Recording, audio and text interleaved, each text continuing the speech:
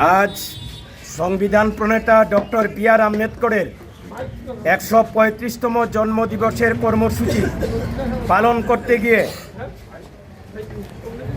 আমাদের বিকল্প হাইওয়ে যেটা অর্থাৎ দুর্গাচমনি ব্লকের পাশে হঠাৎ বাজার এই এলাকায় জন্মদিবসের কর্মসূচি পালনের প্রক্রিয়া চলছিল।